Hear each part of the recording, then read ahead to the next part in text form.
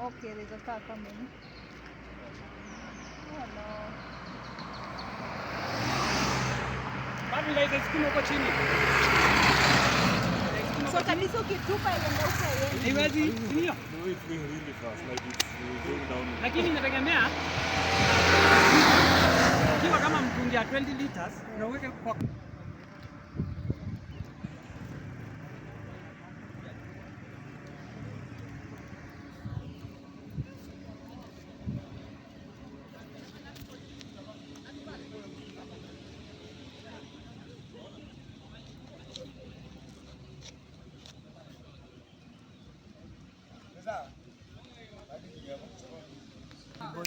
Tumerudi tena BM hapa official na leo tuko Chamwili, tumekuja huku Chamwili na sikia tukimanga maji na panda huko mlima, so tumekuja tuko nifahamu guys ni kama ni kweli, na tuko na guest hapa, special guest, tutakuwa tukipiga story na yeye atuelezee kwa nini hii place inaitwa Chamwili, what happened na miaka ya kitambo kulikuwa kwaje.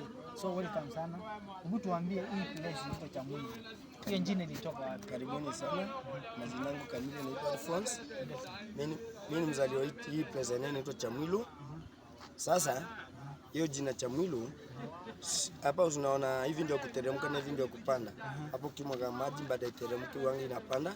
Pia gari ni akanitoa pale chini wangu na izime inapanda. Pia maji kia unaona chupa kama imejaa maji tutarusha huko down. Inaanza kurudi ikipanda. Alafu hapa sababu mbili ni kwa nini inapanda.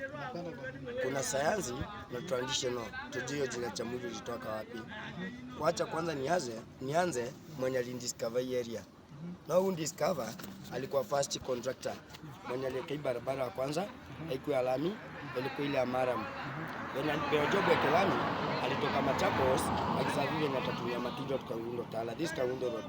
When alipandile mlima gari yake iko overheat, amekachemuka. Na gari stop ile kwa huko chini na badala ingendeze kama gia alichukua mawe kubwa. Akaweka sijali gari isteremke. Pia akachukua kibuyu akaenda hapo chini kwa mto aende achote maji akuje kupiga nje. Sababu ndio alipata mawe pale down gari kuju. Angalia ndani hakukuwa na mzee.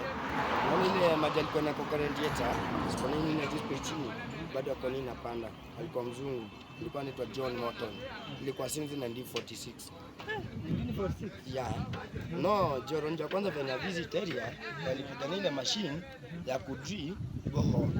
Kwenye kwenye zile miti kubwa pale, ndio kuna ile kitu tunapatanga chini. Ilikuwa mchanga nyingine nyeusi, ukitupia mabati kama chuma inashika. Wakasema kuna zile magnetic fields. Because ukiangalia gari mkono yako 75% si ni chuma. Na venye ni kwa nini pale ni lazima inaanza kupuliwa hizo magnetic kipanda juu. Wa pili venye walipima, wakasema 7 kilometers kwenda chini kuna mineral like a lead mercury. Na Angolo's gravity kulisha kitu hivi na vaishuke down. Sasa sema hiyo lead mercury kwa chini inafanya kudivide gravity hapa. Kwa kitu teremke huko ina affect more this side. Yani gravity iko leda normal. Not traditional. Hii place inaitwa Chamwili.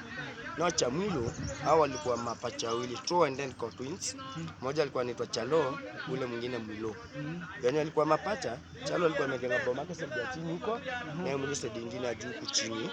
Yani walikuwa kubwa, wakafika ile umri ya kuoa.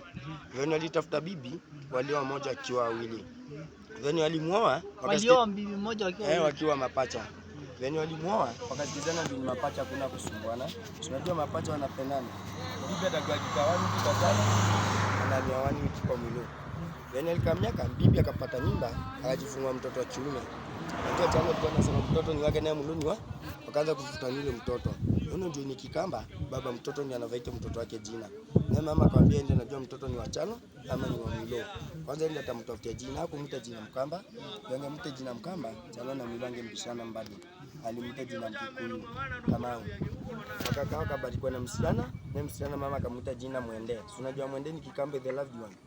Yenye alikanyaka yule Chalo akafariki, hao watoto na bibi wote washift kwa Mwilo. Wakakaa miaka naye Mwilo akakufa na bibi kabaki Kamau na Mwende.